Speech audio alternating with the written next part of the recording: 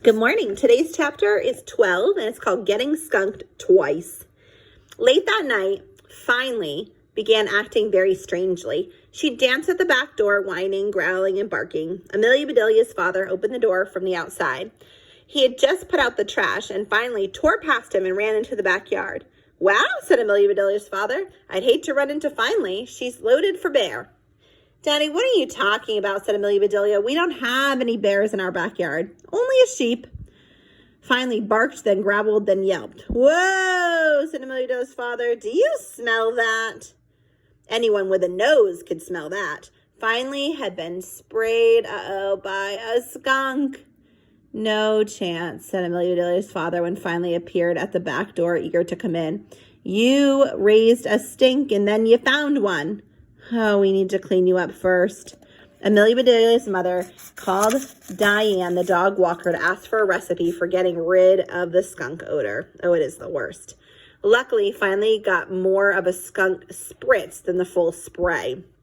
Amelia Bedelia and her parents took turns scrubbing, so she cleaned up pretty quickly. The only good part was that before they scrubbed her, Amelia Bedelia took a clipping of Finally's hair and put it in a plastic bag. She wrote, "Skunk smell," on the outside of the bag. Ugh. She'd add it to the signs of animals exhibit in the morning, with a warning to anyone brave enough to take a whiff.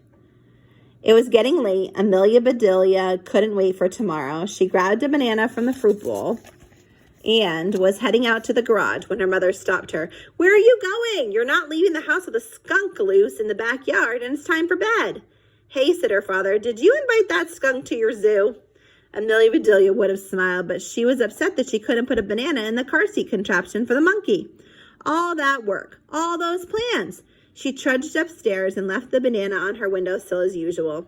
She had really wanted to catch that monkey for her zoo. Just like Finally, Amelia Bedelia had been skunked.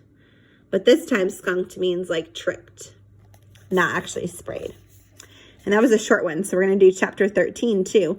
More fun than a barrel of monkeys. Everything was set for the grand opening of Amelia Bedelia's zoo. The rope swing was ready, pets were displayed on tables, the sheep was happily eating the lawn, and the kids were waiting to guide visitors through the exhibits.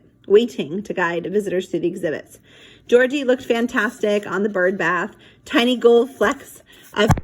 Oops, sorry, guys. My phone fell. Tiny gold flecks of green skin glittered through the ice.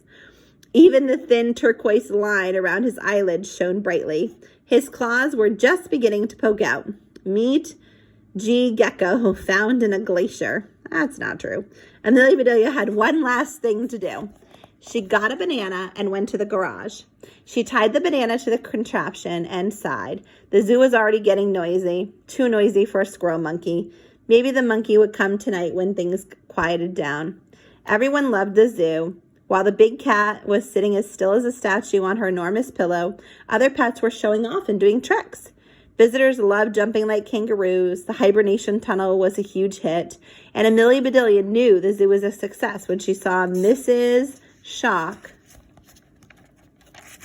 I got a picture for you, but I'll show it to you in a second. Swing across the wading pool, there's their teacher, and land in her backyard. "Amelia Bedelia," said Mrs. Shock, "your backyard looks more fun than a barrel of monkeys." "Monkeys are the last thing we need," said Amelia Bedelia's father. They were all laughing when beep. Amelia Bedelia could tell that Mrs. Shock was not amused. "Beep, beep." But she couldn't figure out who was beeping. "Beep, beep, beep." "Wow," said Amelia Bedelia's mother. "I haven't heard that sound since you were little." Amelia Bedelia's heart began racing. "Beep, beep, beep." "It was coming from the garage," said her father. Everyone raced to the garage. "Beep, beep." On the floor of the garage was Amelia Bedelia's car seat. Sitting happily in the car seat, munching a banana and pushing the toy horn was the cutest squirrel monkey ever. Beep, beep, beep. We got him. And here is a thing of her do. Danger, piranhas. Hibernation tunnel. We have George the gecko. And there's the exit back there. There's entering the hibernation tunnel. There's the sheep.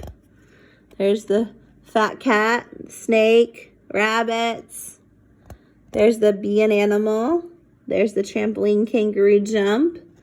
In the back, we got some lemonade going. Also working on ears, using tall ears like a rabbit.